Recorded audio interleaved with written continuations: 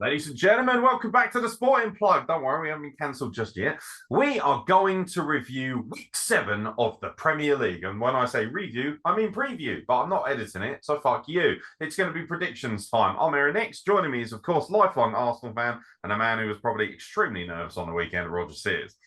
How'd it go, Yes, pal? I was. Yes, I was. Did you watch it live?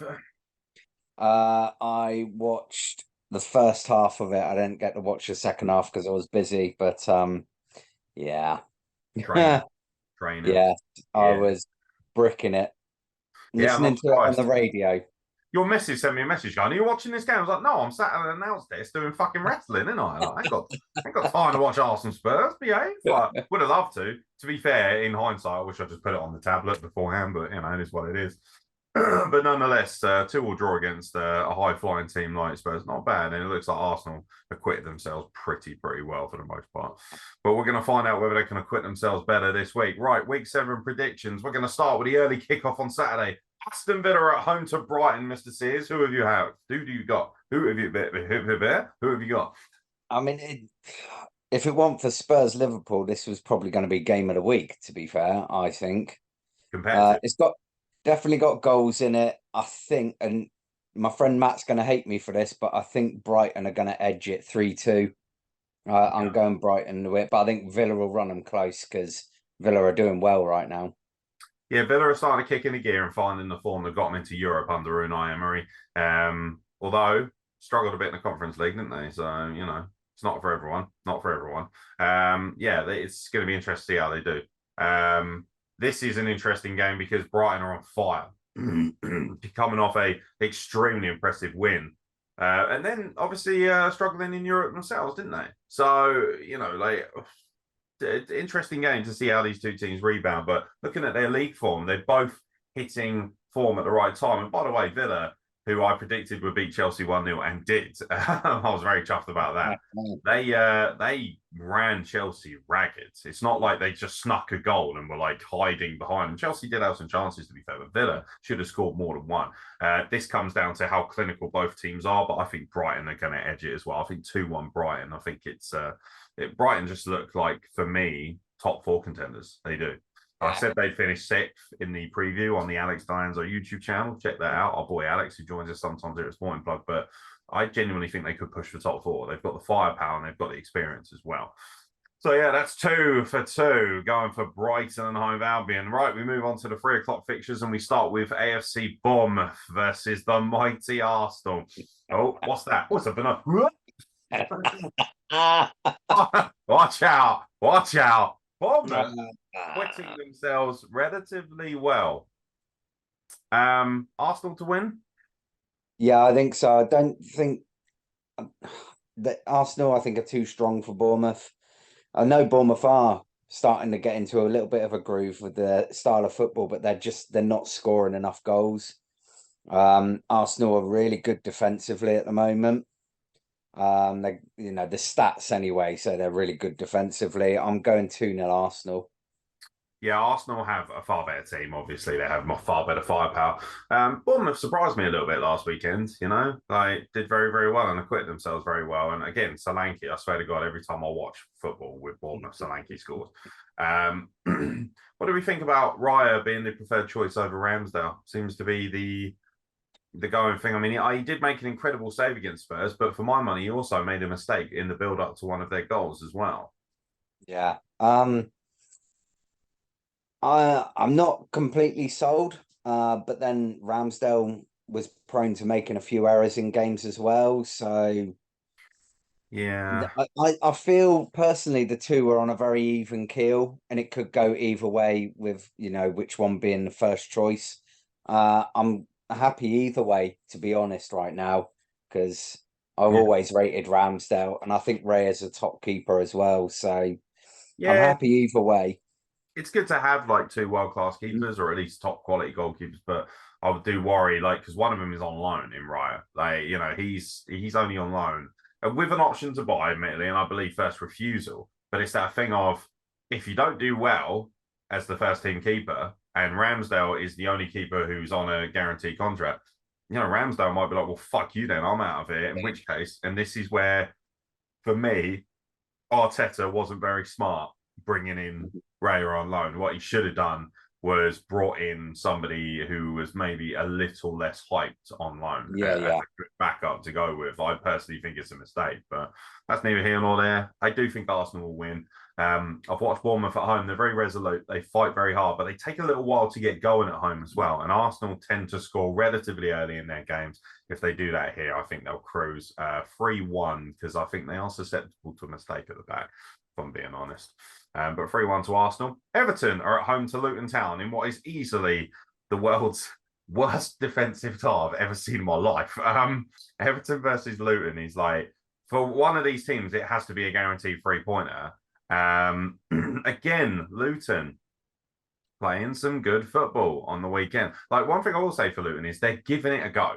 They are giving it a go, but they are really struggling. Everton, on the other hand, walloped Brentford away.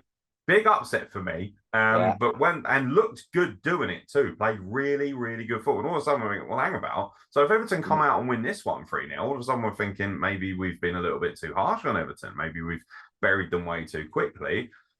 But it is an absolute must-win for both teams. Neither of these teams can afford to lose to the other, especially as they're most likely going to be battling it out with each other to stay out of the relegation zone. Everton or Luton, sir? I've actually gone, and this is only based on last weekend. I've gone 2-0 Everton. Yeah.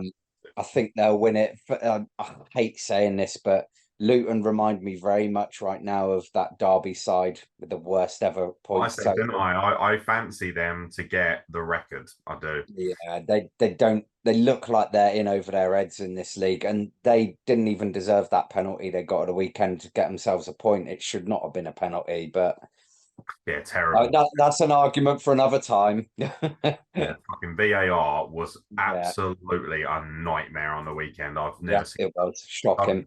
refereeing decisions as well, red cards that shouldn't have been, and things like that, and red cards that should have been. It was just ridiculous. It was a Yeah, clusterfuck all weekend.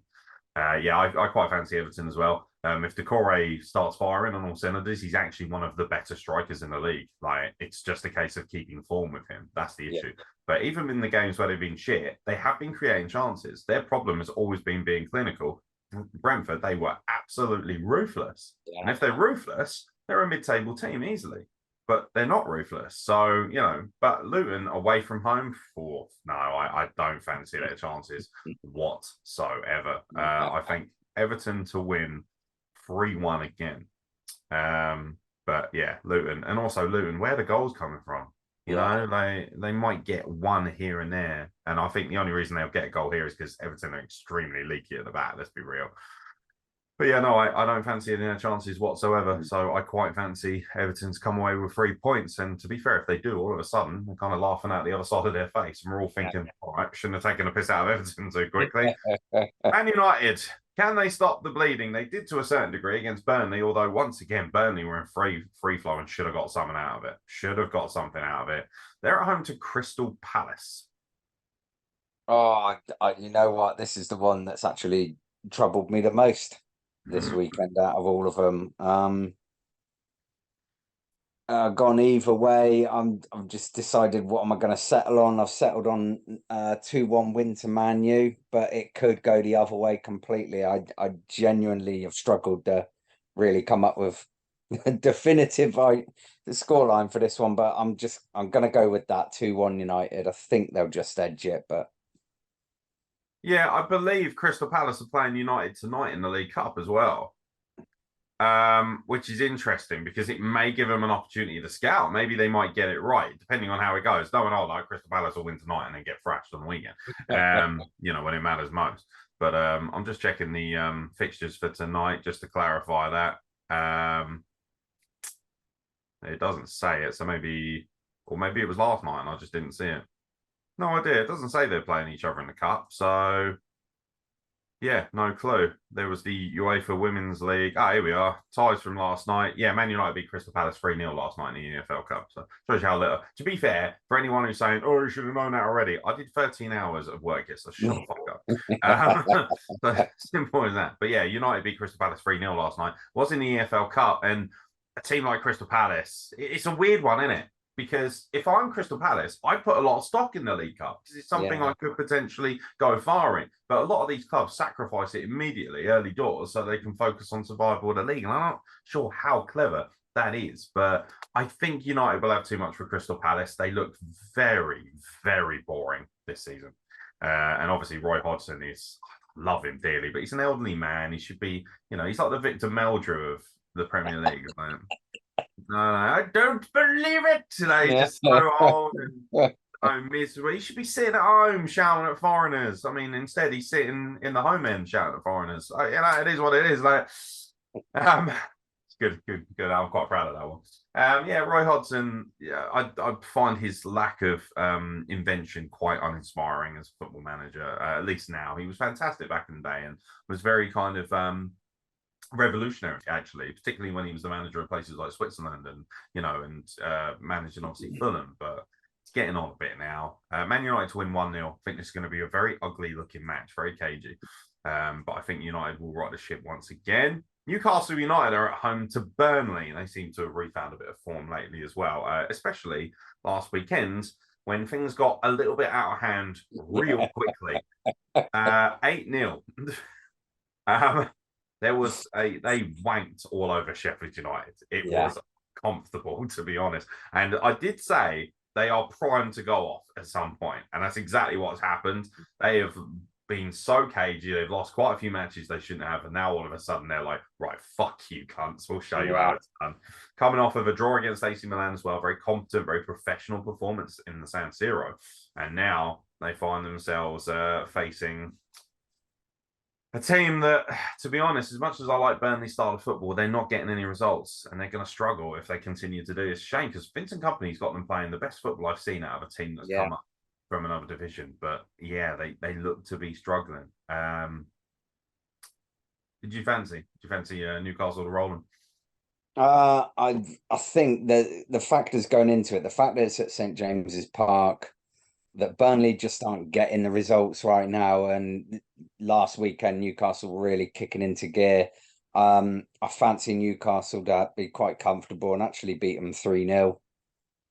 Yeah, I think if Newcastle are going to be as ruthless as they were, could be pretty ugly, pretty quick. It's one of those things. You think, Newcastle should win, I think, especially being at home as well. Burnley don't look like a side that are capable. I don't think it'll be 8-0. I think that's an anomaly. But for Sheffield United, that must be fucking soul destroying. Obviously, we're going to talk about those guys in a bit as well. And I think Newcastle are doing quite comfortably here. 4-0.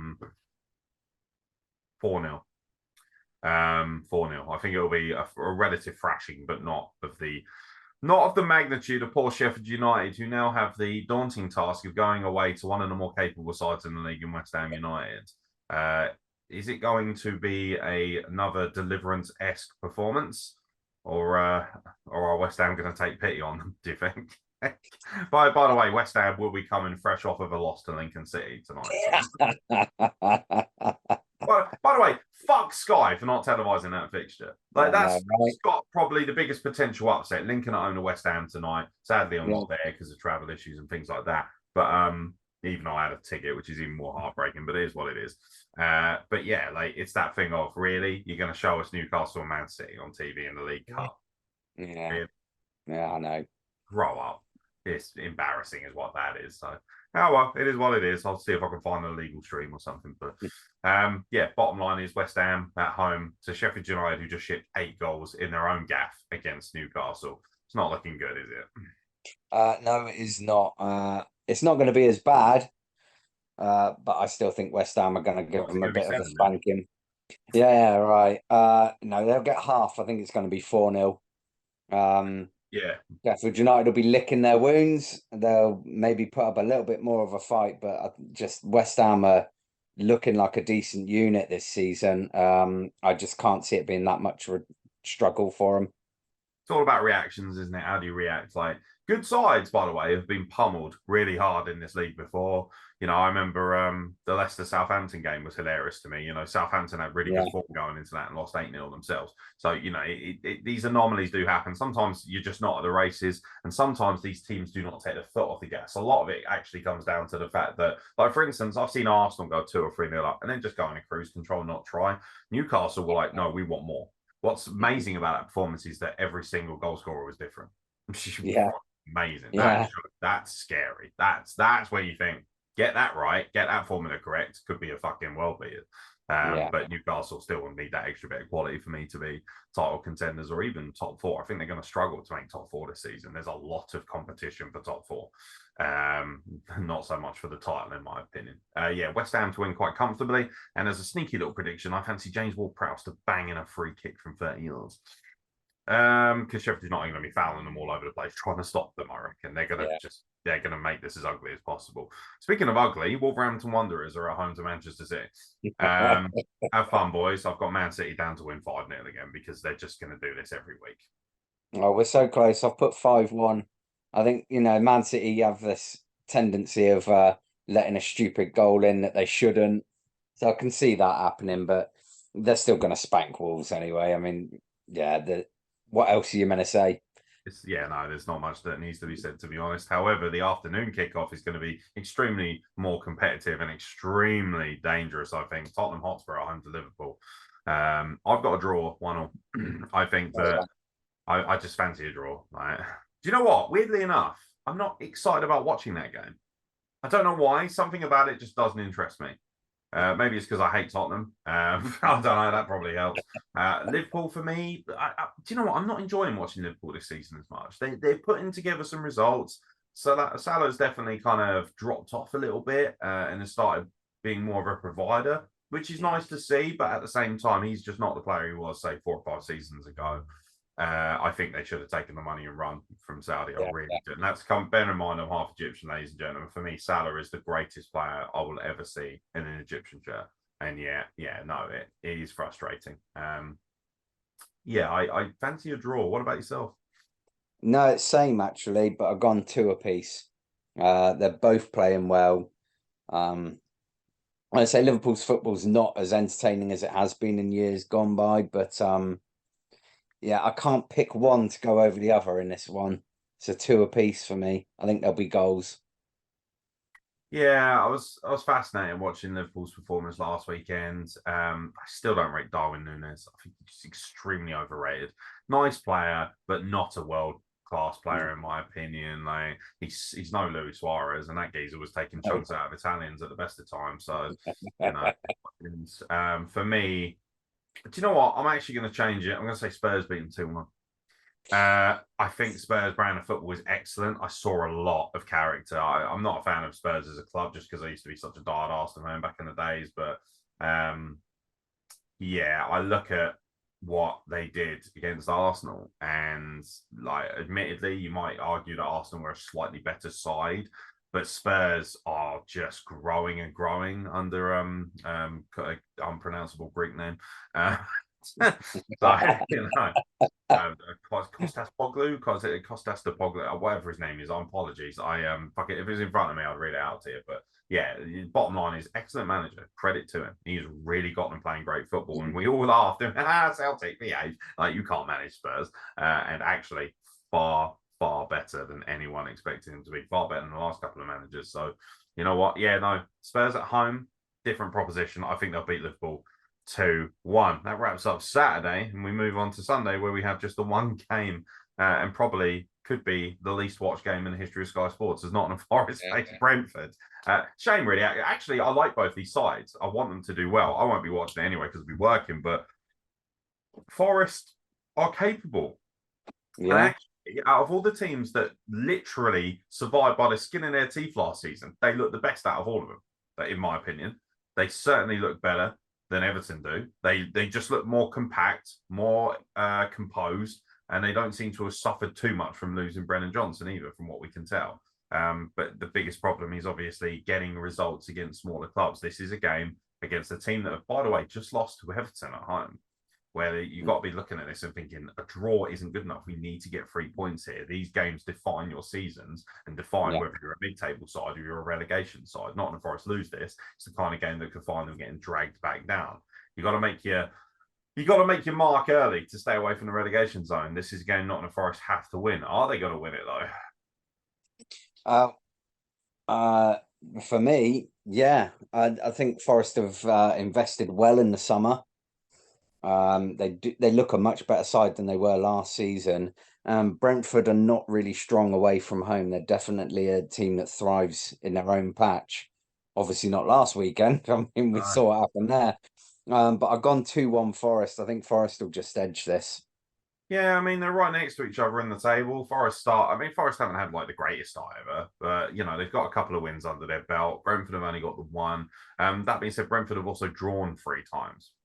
And I'm looking at this and thinking, 2-2. It just screams draw to me. They're both next to each other in the table as well. I think they're 13th or 14th, which just tells you everything. Let me clarify that because some nerd will fucking have a cry. Yeah. 12th and 13th. Sorry, apologies to Chelsea fans. You're 14th.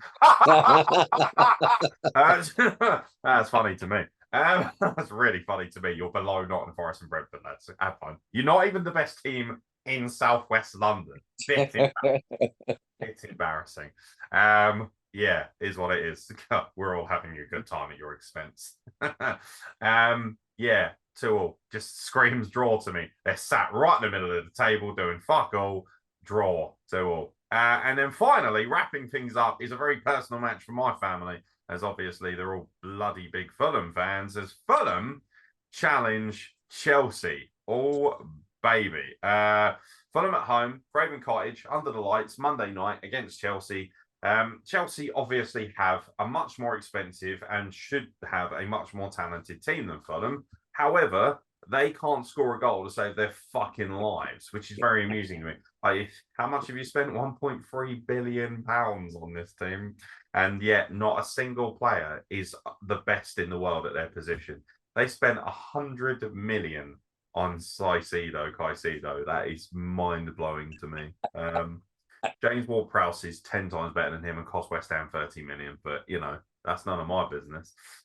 Fulham have been very, very difficult this season. They look like they got enough to stay up, but I don't think they've got much more than that. Losing Mitrovic will hurt because he was their star player. Jimenez honestly couldn't hit a cow's arse with a banjo. So, yeah, do Fulham have enough to get something off of Chelsea? I'm struggling with this one to see where the goals come from for Fulham. They seem to be relying on Jimenez, and he's not scoring, is he? He is not the same player after that head injury. And God, Chelsea are shit, aren't they, right now? They suck right now. This for me just has 0-0 written all over it.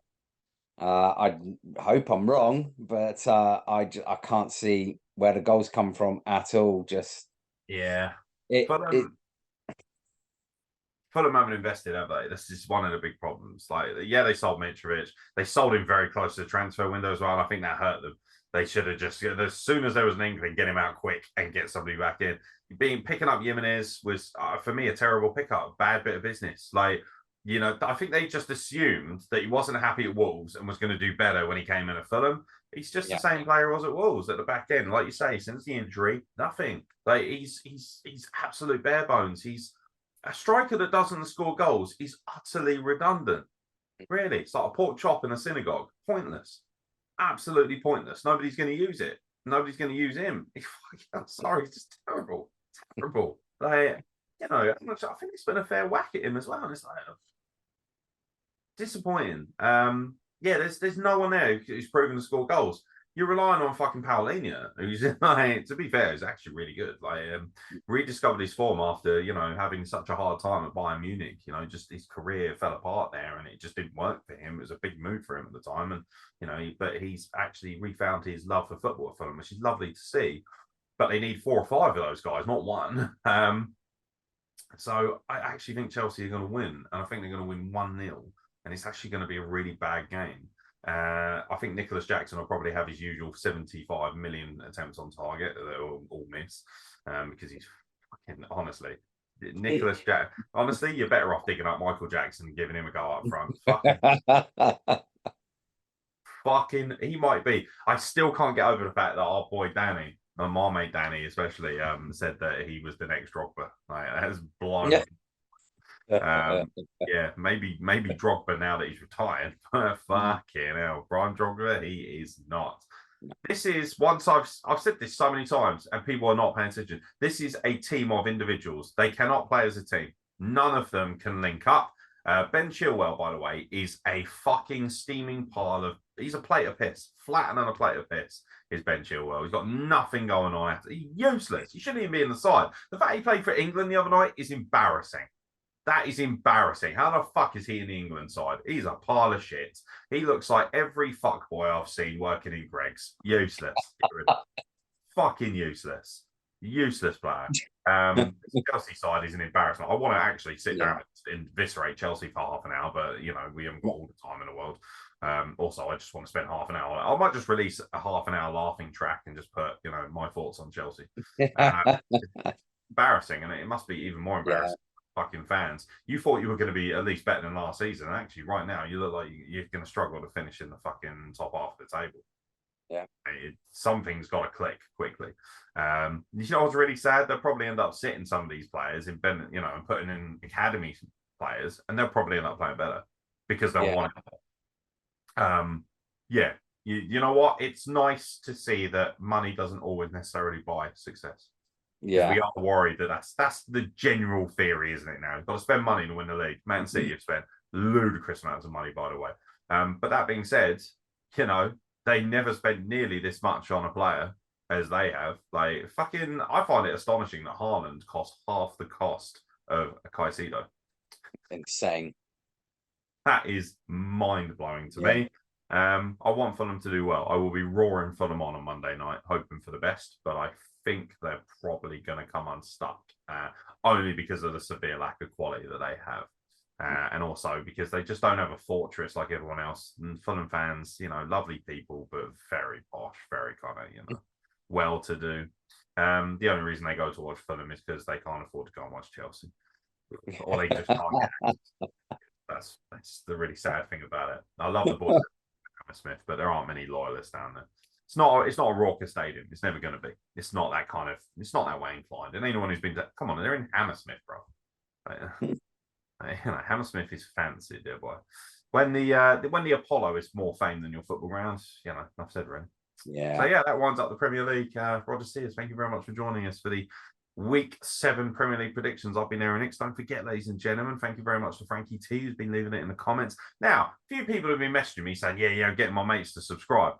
I think you're lying, unless you have no friends, because we don't have that many subscriptions. And you know what? We're honest here. I'm always honest. We don't have fuck all subscriptions. So, Frankie T, stop lying to us about the fact you've got friends, for starters, because we know you haven't got any friends.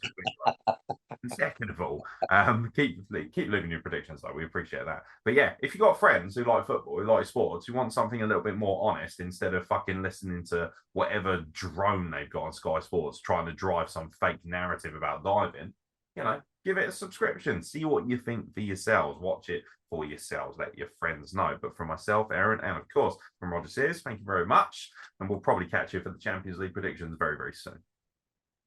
Up the arse!